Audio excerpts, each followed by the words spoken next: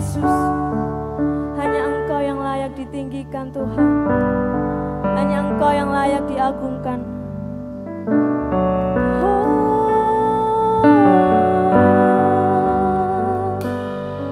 Terima kasih Tuhan. Kau yang layak, hanya Kau yang layak. Namamu kudus, namamu mulia.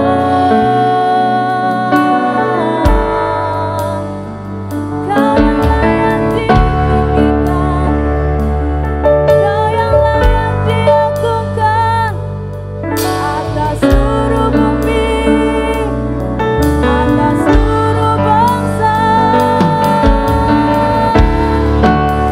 Semua lutut menyembah Tuhan, semua lidah mengaku hanya Yesus yang terbesar.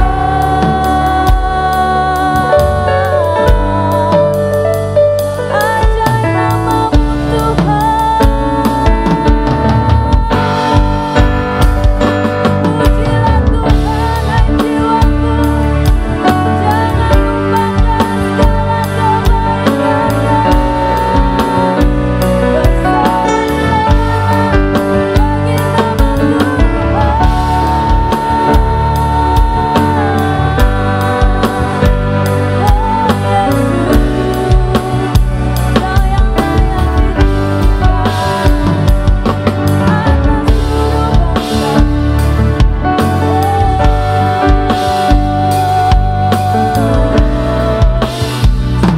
bagi nama Kau diagungkan Yesus. Terima kasih. Hanya Engkau Tuhan yang layak terima segala pujian dari kami Tuhan. Engkau yang layak disembah Tuhan Yesus. Yesus Tuhan ditinggikan, dimuliakan dan naik ke surga. Dia berikan Roh Kudus-Nya, menguatkan dan menolong selalu.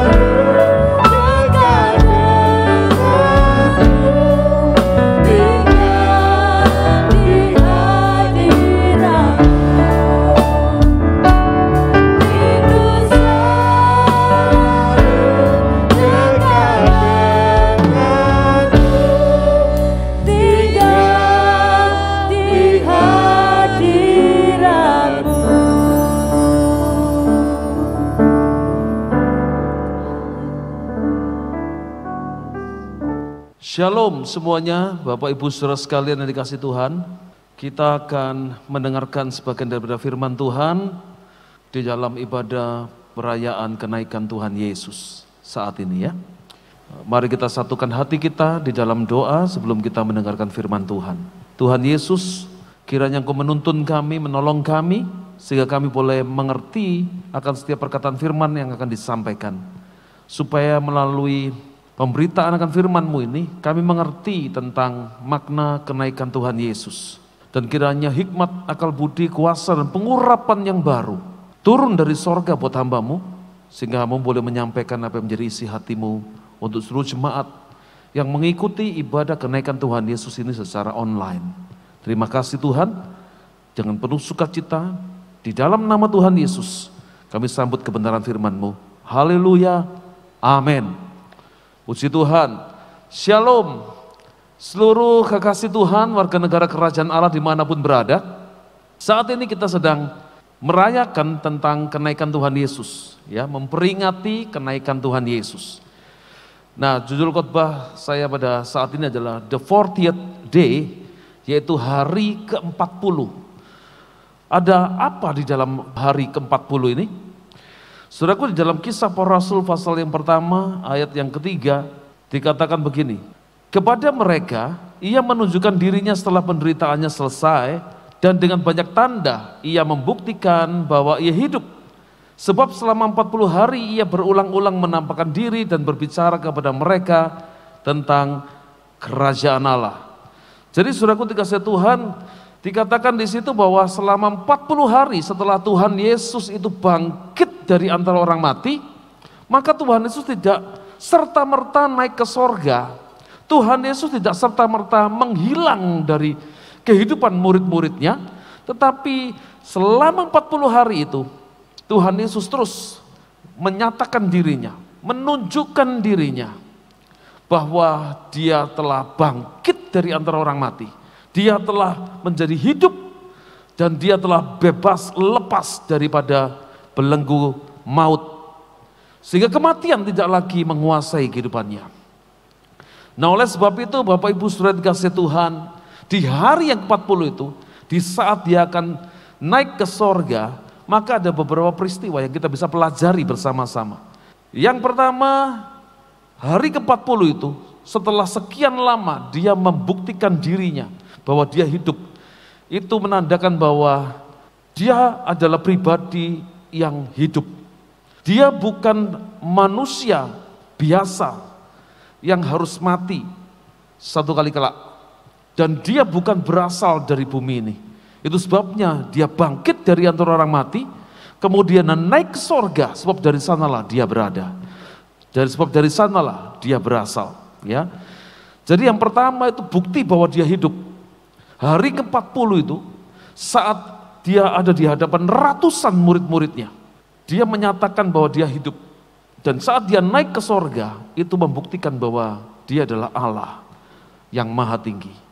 Di dalam Kisah Para Rasul pasal 1 ayat 3 dikatakan begini, kepada mereka yang menunjukkan dirinya setelah penderitaannya selesai, dan dengan banyak tanda ia membuktikan bahwa ia hidup. Kata bukti di situ dalam terjemahan bahasa aslinya adalah tekmeriois.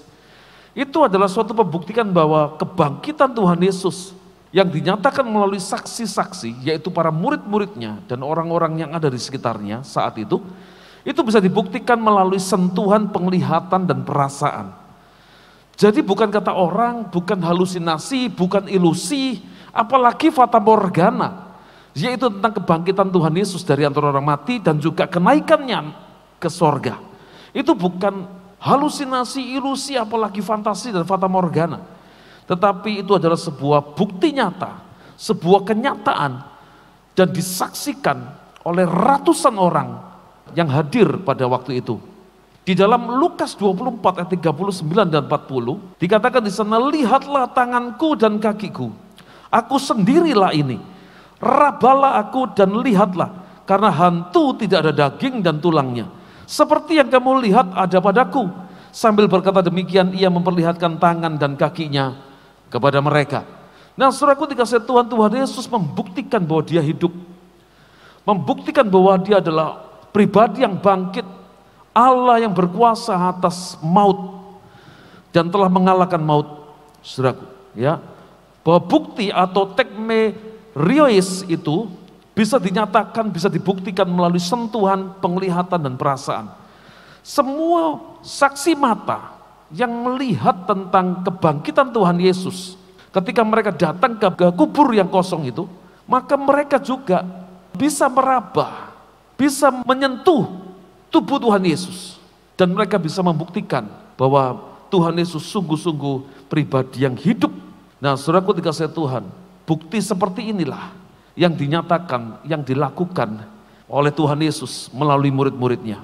Dan sekarang kita bisa mengerti dan paham bahwa kenapa Tuhan Yesus perlu 40 hari ada di antara murid-muridnya, yaitu agar supaya ada bukti otentik, bukti yang tidak terbantahkan, bahwa ada ratusan orang bahkan saat itu yang melihat Tuhan Yesus akan naik ke sorga, itu melihat dengan mata kepala mereka, menyentuh dengan tangan mereka, bahwa Tuhan Yesus itu adalah satu pribadi yang hidup, yang setelah bangkit dari kematian, dan yang sebentar lagi mereka akan lihat akan naik ke sorga pelan-pelan, dan itu semua terjadi dengan kasat mata. Ya, di dalam 1 Yohanes 1 ayat yang ke-1, 1 Yohanes 1 ayat yang pertama. Apa yang telah ada sejak semula, yang telah kami dengar, yang telah kami lihat dengan mata kami, yang telah kami saksikan dan yang telah kami raba dengan tangan kami tentang firman hidup, itulah yang kami tuliskan kepada kamu. Jadi Bapak Ibu Saudara dikasihi Tuhan, saudara lihat bahwa ini adalah sebuah saksi mata. Mereka sungguh-sungguh bisa membuktikan bahwa Tuhan Yesus itu hidup. Mereka bukan mendengar dari kata orang, tapi mereka sungguh-sungguh melihat dengan mata mereka, dan mereka saksikan, mereka raba dengan tangan mereka sendiri tentang firman hidup, yaitu Tuhan Yesus Kristus itu. Dan di dalam Kisah pasal 2 ayat 32, Petrus berkata, Yesus inilah yang dibangkitkan Allah, dan tentang hal itu kami semua adalah saksi. Nah, saudara-saudaraku dikasihi Tuhan, di hari yang ke-40 itu semuanya, ratusan orang murid-murid Tuhan yang berkumpul pada waktu itu, mereka bisa melihat pribadi Yesus yang hidup, yang sungguh-sungguh nyata ada di hadapan mereka. Dan apa yang terjadi pada hari yang ke-40 itu, saudara-saudaraku dikasihi Tuhan? Maka kita dapati ada pesan-pesan penting yang disampaikan. Nah, seperti yang biasa kita ketahui, saudaraku dikasihi Tuhan, ketika ada seseorang yang akan meninggal, yang akan berpergian jauh, ya berpisah cukup lama, maka ada pesan-pesan yang disampaikan. Nah, pesan-pesan ini penting untuk kita perhatikan, karena disampaikan oleh orang yang akan meninggal, yang akan bepergian jauh, yang akan lama tidak akan pernah kita jumpai. Nah, oleh sebab itu pesan-pesan ini penting untuk kita perhatikan. Ya, apa saja pesan-pesan yang disampaikan oleh Tuhan Yesus selama 40 hari. Dia ada bersama-sama dengan murid-muridnya, ya, dan sampai kepada hari ke-40, pesan apa yang dia sampaikan menjadi sebuah pesan penting yang perlu untuk kita perhatikan dengan saksama. Yang pertama, saudaraku dikasihi Tuhan, Tuhan Yesus berkali-kali berbicara mengenai kerajaan Allah. Di dalam Kisah pasal yang pertama ayat yang ketiga, salah satu kalimatnya berkata seperti ini, sebab selama 40 hari ia berulang-ulang menampakkan diri dan berbicara kepada mereka tentang kerajaan Allah. Jadi saudaraku dikasihi Tuhan, kalau sampai ada ayat firman Tuhan yang mengatakan berulang-ulang berbicara kepada mereka tentang kerajaan Allah, maka itu pasti sebuah berita yang penting karena disampaikan berulang-ulang. Kalau ada sesuatu yang disampaikan berulang-ulang, pasti itu adalah sesuatu yang bernilai, berharga. Nah, oleh sebab itu pesan yang penting yang pertama itu adalah pesan tentang kerajaan Allah. Yang kedua, pesan penting apa yang disampaikan Tuhan Yesus kepada murid-muridnya? Yang kedua adalah menantikan Roh Kudus. Di dalam Kisah Para Rasul pasal yang pertama ayat yang keempat dan ayat yang kelima dikatakan begini, pada suatu hari ketika ia makan bersama-sama dengan mereka, ia melarang mereka meninggalkan Yerusalem dan menyuruh mereka tinggal di situ menantikan janji Bapa. Yang demikian katanya, telah kamu dengar daripadaku, sebab Yohanes membaptis dengan air, tetapi tidak lama lagi kamu akan dibaptis dengan Roh Kudus. Jadi pesan yang kedua adalah bahwa mereka harus menantikan Roh Kudus. Mereka dilarang meninggalkan Yerusalem sebelum mereka diperlengkapi dengan kuasa Roh Kudus. Itu pesan yang kedua. Pesan yang ketiga adalah Tuhan Yesus menyampaikan pesan kepada mereka agar mereka menjadi saksi Kristus. Di dalam Kisah Para Rasul pasal 1 ayat yang ke-8 dikatakan begini. Tetapi kamu akan menerima kuasa kalau Roh Kudus turun ke atas kamu, dan kamu akan menjadi saksiku di Yerusalem dan di seluruh Yudea dan Samaria dan sampai ke ujung bumi. Saudara-saudaraku dikasihi Tuhan, inilah pesan ketiga yang disampaikan oleh Tuhan Yesus kepada murid-muridnya, yaitu agar supaya mereka dibaptis Roh Kudus. Mereka menerima kuasa dari Roh Kudus, supaya dengan kuasa yang datang dari Roh Kudus di dalam hidup mereka, mereka diperlengkapi dengan kuasa Roh Kudus itu, maka mereka bisa menjadi saksi Tuhan di Yerusalem, seluruh Yudea, Samaria sampai ke ujung bumi. Ya, itu pesan yang ketiga yang sangat penting yang disampaikan kepada Tuhan Yesus kepada murid-muridnya. Pesan yang keempat adalah agar supaya murid-muridnya itu pergi dan memuridkan bangsa-bangsa. Nah, setelah murid-muridnya diperlengkapi dengan kuasa Roh Kudus untuk menjadi saksi Tuhan, maka mereka diperintahkan untuk mereka pergi dan memuridkan bangsa-bangsa. Matius 28 ayat 19 sampai 20 dikatakan begini. Karena itu pergilah dan jadikanlah semua bangsa muridku, dan baptislah mereka dalam nama Bapa dan Anak dan Roh Kudus, dan ajarlah mereka melakukan segala sesuatu yang telah kuperintahkan kepadamu. Dan ketahuilah aku menyertai kamu senantiasa sampai kepada akhir zaman.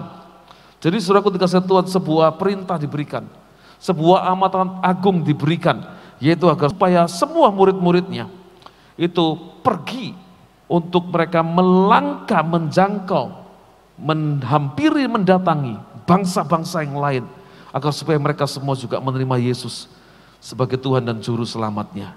Ya, itu adalah pesan-pesan penting yang disampaikan oleh Tuhan Yesus kepada murid-muridnya pada waktu itu.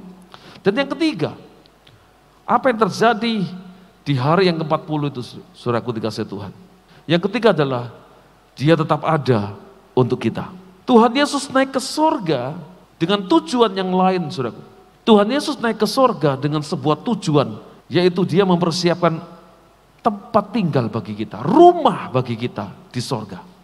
Di dalam Yohanes 14 ayat yang pertama sampai 3 dikatakan begini, jangan gelisah hatimu, percayalah kepada Allah, percayalah juga kepadaku, di rumah Bapakku banyak tempat tinggal, jika tidak demikian tentu aku mengatakannya kepadamu, sebab aku pergi ke situ untuk menyediakan tempat bagimu, dan apabila aku telah pergi ke situ dan telah menyediakan tempat bagimu, aku akan datang kembali dan membawa kamu ke tempatku, supaya di tempat di mana aku berada, kamu pun berada.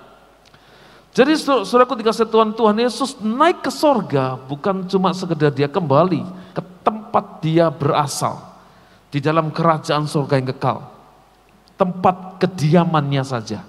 Tetapi Dia naik ke sorga, ternyata Dia juga mau menyediakan tempat, menyediakan rumah untuk saudara dan saya. Sehingga kita punya kepastian, ketika kita menutup mata di bumi ini, maka ada sebuah kepastian dari Tuhan Yesus, bahwa kita memiliki tempat tinggal di sorga. Dan sekalipun Dia sudah naik ke sorga, saudara-saudaraku dikasihi Tuhan, tapi Dia berjanji, Dia akan selalu ada, Dia akan tetap ada untuk saudara dan saya. Yang pertama, untuk Dia menyediakan rumah di sorga, agar supaya di mana Dia berada, maka kita pun ada bersama dengan Dia. Yang kedua, saudara-saudaraku dikasihi Tuhan, Dia tetap ada untuk kita karena Dia telah menjadi pengantara kita. Ya, dalam Injil Yohanes 17 ayat 20 dikatakan begini, dan bukan untuk mereka ini saja aku berdoa, tetapi juga untuk orang-orang yang percaya kepadaku oleh pemberitaan mereka. Jadi saudaraku dikasihi Tuhan, saudara lihat bahwa Tuhan Yesus tetap bersyafaat untuk kita, kepada setiap orang-orang yang mendengar berita Injil disampaikan, maka Tuhan Yesus juga memberkati mereka. Ya, Tuhan Yesus juga berdoa buat mereka, bersyafaat untuk mereka. Di dalam Ibrani 7 ayat 25 juga dikatakan, karena itu Ia sanggup juga menyelamatkan dengan sempurna semua orang yang oleh Dia datang kepada Allah, sebab Ia hidup senantiasa untuk menjadi pengantara mereka. Jadi Bapak Ibu Saudara sekalian kasih Tuhan, Kita tidak sendiri di dalam menjalani kehidupan ini. Sebab ketika Tuhan Yesus bangkit dan naik ke sorga di hari yang ke-40 setelah kebangkitannya dari antara orang mati, maka dia tidak tinggal diam. Dia tidak berpangku tangan. Dia tidak meninggalkan kita sebagai yatim piatu dikatakan. Tetapi dia tetap menjadi pengantara kita, menjadi pendoa syafaat bagi kita. Dia selalu ada untuk kita. Dia selalu berdoa untuk kita. Dia selalu menyertai dan mendampingi kita. Yang ketiga, saudara-saudaraku dikasihi Tuhan, dia tetap ada untuk kita, saudaraku, karena dia tidak pernah meninggalkan kita. Karena ketika dia naik ke sorga, maka dia mengutus Roh Kudus-Nya. Di dalam Injil Yohanes 16 ayat 7 dan 8 dikatakan begini, namun benar yang kukatakan ini kepadamu adalah lebih berguna bagi kamu jika aku pergi. Sebab jikalau aku tidak pergi, penghibur itu, yaitu Roh Kudus, tidak akan datang kepadamu. Tetapi jikalau aku pergi, aku akan mengutus dia kepadamu. Dan kalau ia datang, ia akan menginsafkan dunia akan dosa, kebenaran dan penghakiman. Nah, saudaraku dikasihi Tuhan, saudara lihat bahwa Tuhan Yesus memberikan penghibur yaitu Roh Kudus. Pada waktu dia naik ke sorga, maka Roh Kudus dicurahkan. Roh Kudus turun menjadi penghibur, menjadi kekuatan buat setiap saudara dan saya. Nah, oleh sebab itu dia mengutus Roh Kudus dengan kuasanya. Kisah Para Rasul 1 ayat 8 katakan begini, tetapi kamu akan menerima kuasa kalau Roh Kudus turun ke atas kamu. Jadi saudaraku dikasihi Tuhan, kehadiran Tuhan Yesus dalam kehidupan saudara dan saya digantikan oleh Roh Kudus. Dalam arti kata Tuhan Yesus masih tetap ada bersama dengan kita. Sebab namanya disebutkan orang Immanuel. Yang keempat, pada hari yang ke-40 ketika dia naik ke sorga, maka saudaraku dikasihi Tuhan, ada sesuatu pesan yang dia juga sampaikan melalui kenaikannya ke sorga. Di dalam Kisah pasal 1 ayat 11 dikatakan begini, dan berkata kepada mereka, hai orang-orang Galilea, mengapakah kamu berdiri melihat ke langit? Yesus ini yang terangkat ke sorga meninggalkan kamu akan datang kembali dengan cara yang sama seperti kamu melihat dia naik ke sorga. Jadi saudaraku dikasihi Tuhan, saudara lihat bahwa ini ada sebuah kepastian bahwa Tuhan Yesus yang telah naik ke sorga, maka dia akan juga turun dari sorga untuk menjemput kita, untuk bertemu dengan saudara dan saya. Dan saya percaya orang-orang yang bisa melihat, mengalami Tuhan Yesus turun dari sorga, itu adalah murid-murid Tuhan. Sama seperti ketika murid-murid Tuhan Yesus melihat dia naik ke sorga, maka kelak murid-murid Tuhan Yesus juga, yaitu saudara dan saya, akan melihat dia turun dari sorga. Jadi saudaraku dikasihi Tuhan, kalau saudara mau melihat Tuhan Yesus turun dari sorga, maka pastikan saudara dan saya adalah murid-murid Tuhan Yesus. Bukan sekedar jemaat biasa, tapi jemaat yang mau dimuridkan, jemaat yang mau menjadi muridnya Tuhan Yesus. Ya. Nah, saudaraku dikasihi Tuhan, demikian juga dituliskan di dalam 1 Tesalonika 4 ayat 16 dan 17. Rasul Paulus berkata seperti ini, sebab pada waktu tanda diberi, yaitu pada waktu penghulu malaikat berseru dan sangkakala Allah berbunyi, maka Tuhan sendiri akan turun dari sorga dan mereka yang mati dalam Kristus akan lebih dahulu bangkit. Ayat 17, sesudah itu kita yang hidup yang masih tinggal akan diangkat bersama-sama dengan mereka dalam awan menyongsong Tuhan di angkasa. Demikianlah kita akan selama-lamanya bersama-sama dengan Tuhan. Nah, Bapak Ibu Saudara dikasihi Tuhan, itu yang terjadi pada hari yang ke-40, yaitu murid-muridnya melihat dia naik ke sorga dan ada malaikat yang berkata kepada mereka, yaitu, hai orang-orang Galilea, mengapa kamu berdiri ke langit? Yesus ini yang terangkat ke sorga meninggalkan kamu akan datang kembali dengan cara yang sama seperti kamu melihat dia naik ke sorga. Nah, Bapak Ibu Saudara dikasihi Tuhan, saudara lihat bahwa Tuhan Yesus yang sudah naik ke sorga, maka Tuhan Yesus yang sama, dia akan turun kembali ke dunia ini. Dan kita akan bersama-sama selamanya dengan Tuhan. Ya, itu sebabnya Bapak Ibu Saudara dikasihi Tuhan, kita percaya bahwa ketika dia naik ke sorga, itu bukan perpisahan selamanya dengan manusia, dengan saudara dan saya. Maka dia akan tetap ada bersama-sama dengan kita. Di hari yang ke-40 itu, saudaraku dikasihi Tuhan, yaitu hari kenaikan Tuhan Yesus. Yang kedua, ada pesan-pesan yang disampaikan sepanjang 40 hari itu. Dan diakhiri dengan kenaikannya, naik ke sorga di hari yang ke-40. ada pesan-pesan yang harus kita perhatikan dengan seksama. Pesan-pesan penting yang tidak boleh diabaikan. Harus menjadi bagian dari kehidupan kita. Dan kita harus menjadi seperti yang Tuhan pesankan. Dan yang ketiga, ketahuilah bahwa ketika dia naik ke sorga, mata kita melihat dia naik ke sorga secara kasat mata. Maka kita tahu juga bahwa Tuhan Yesus itu adalah pribadi yang naik ke sorga untuk menyediakan tempat bagi kita. Agar supaya di mana dia berada, kita pun berada bersama-sama dengan dia. Dan dia tetap menjadi pengantara kita. Dia tetap menjadi pendoa syafaat bagi kita. Dia tetap memperhatikan kehidupan kita. Dia tetap menjaga dan menyertai kita. Dia tetap menjadi pengantara kita. Sampai itu selamanya dia tetap ada bagi kita. Dia mengutus Roh Kudus-Nya ketika dia naik ke sorga. Agar supaya kita semua memiliki roh penghibur itu. Dan juga memiliki kuasa daripada Roh Kudus. Itu sebabnya sekalipun secara kasat mata kita melihat sebuah perpisahan. Dia naik ke sorga, meninggalkan bumi ini, meninggalkan murid-muridnya. Dan tidak lagi bisa kita lihat dengan mata telanjang, dengan kasat mata lagi. Tetapi dia tetap ada bersama-sama dengan kita. Dia tetap ada untuk kita. Dan pada akhirnya dia pasti akan kembali. Untuk yang kedua kalinya dia akan datang kembali ke dunia ini. Untuk menjemput mempelainya, gerejanya, yaitu saudara dan saya. Agar supaya kita boleh ada terus bersama-sama dengan dia untuk selama-lamanya. Memerintah di bumi dan tetap tinggal bersama dengan dia di sorga sampai itu selamanya. Amin. Kiranya Tuhan Yesus memberkati dan apa yang sudah disampaikan itu boleh memberkati saudara semua. Melalui pesan daripada ibadah kenaikan Tuhan Yesus ini, biarlah hidup kita boleh semakin mengasihi Tuhan. Lebih lagi daripada sebelumnya. Amin. Mari kita berdoa. Tuhan Yesus, terima kasih buat pesan firman-Mu. Kiranya apa yang sudah kami dengar, itu Tuhan meteraikan. Dan apa yang sudah Tuhan meteraikan dalam hati kami, kiranya Roh Kudus, Engkau menolong kami, agar supaya kami bisa melakukannya dalam setiap kehidupan kami. Terima kasih Tuhan, buat pesan yang sudah kami dengar pada saat ini. Terima kasih kami bisa diberkati melalui firman-Mu, dan kami percaya Engkau terus menyertai kami sampai pada kesudahannya. Dalam nama Yesus, amin.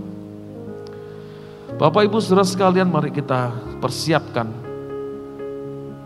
roti perjamuan dan anggur perjamuan kita. Mari saudaraku yang di rumah juga boleh mempersiapkan diri. Kita akan masuk dalam perjamuan kudus pada saat ini. Haleluya.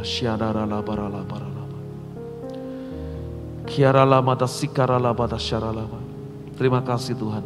Terima kasih Bapa. Mari kita angkat bersama-sama roti tangan kanan kita.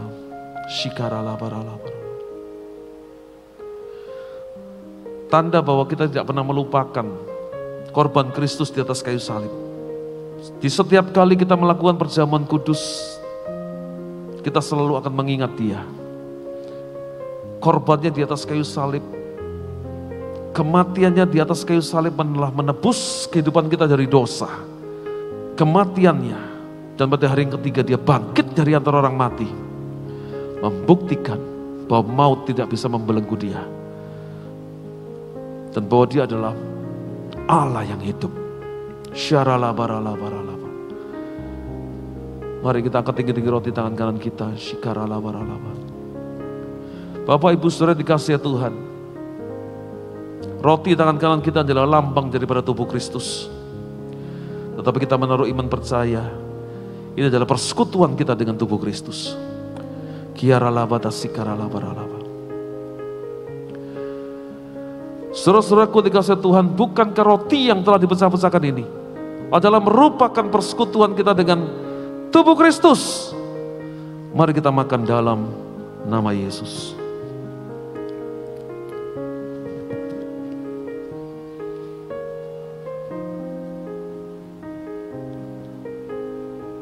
Mari kita angkat cawan tangan kanan kita.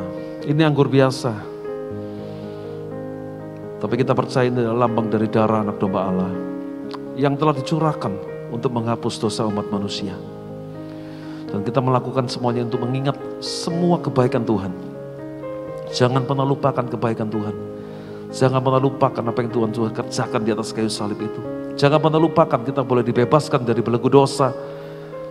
Dosa kita diampuni, kita diputihkan, disucikan dari semua kuasa dosa oleh karena darah anak domba Allah. Haleluya, haleluya. Terima kasih Tuhan.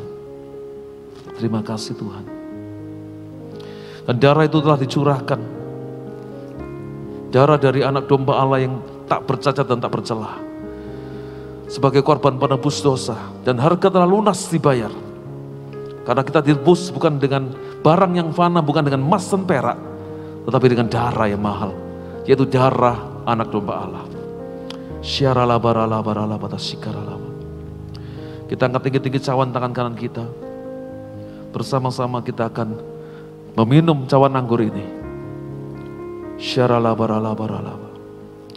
Saudara-saudaraku dikasihi Tuhan, bukankah cawan pengucapan syukur yang atasnya kita ucapkan syukur ini adalah merupakan persekutuan kita dengan darah Kristus.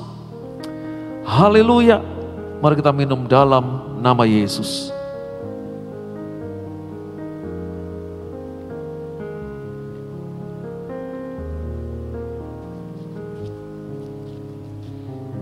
Terima kasih Tuhan. Shikarala barala barala. Syiarala barala barala barala. Terima kasih untuk tubuh dan darah-Mu, untuk kebaikan-Mu, untuk kasih setia-Mu, untuk penyertaan-Mu yang tidak berkesudahan dalam hidup kami. Engkau senantiasa ada bagi kami. Engkau tidak pernah meninggalkan kami. Tetapi Engkau selalu ada di setiap musim kehidupan kami, di sepanjang perjalanan kehidupan kami. Dan bahkan Engkau memberikan kemenangan demi kemenangan. Engkau memberikan kelimpahan demi kelimpahan, kejayaan demi kejayaan, kemuliaan demi kemuliaan. Oleh karena kuasa-Mu dan oleh karena kasih-Mu ada dalam setiap kehidupan kami. Haleluya, haleluya. Terima kasih Tuhan. Terima kasih Bapa. Kami boleh melihat melalui peristiwa 2000 tahun yang lalu, di mana murid-murid-Mu melihat Engkau terangkat naik ke sorga. Biarlah kami juga melihat dengan mata iman kami, Engkau turun dari sorga, memenuhi kehidupan kami, dan menyertai kami di sepanjang umur hidup kami Tuhan. Engkau menyertai kami. Terima kasih Bapa, terima kasih Tuhan. Mari kekasih-kekasih Tuhan, kita akan akhiri ibadah kenaikan Tuhan Yesus ini dengan penuh ucapan syukur karena Dia adalah Allah yang baik. Syarala barala barala, sikarala barala. Mari angkat kedua belah tanganmu dan terimalah anugerah berkat pelindungan, pemeliharaan dan penyertaan dari Bapa di sorga. Di dalam cinta kasih Tuhan Yesus Kristus anak yang tunggal, kuat kuasa persekutuan Roh Kudus menyertai dan memberkati seluruh kehidupanmu semua, mulai saat ini sampai selama-lamanya. Dalam nama Tuhan Yesus, semua yang percaya disertai dan diberkati Tuhan. Mari bersama-sama kita katakan, amin, amin. Puji Tuhan, selamat merayakan kenaikan Tuhan Yesus. Tetaplah menjadi pemenang, tetaplah kuat di dalam Tuhan, dan kiranya Tuhan Yesus selalu menyertai hidup saudara semua. Amin. God bless you. Warga kerajaan, Tuhan Yesus memberkati.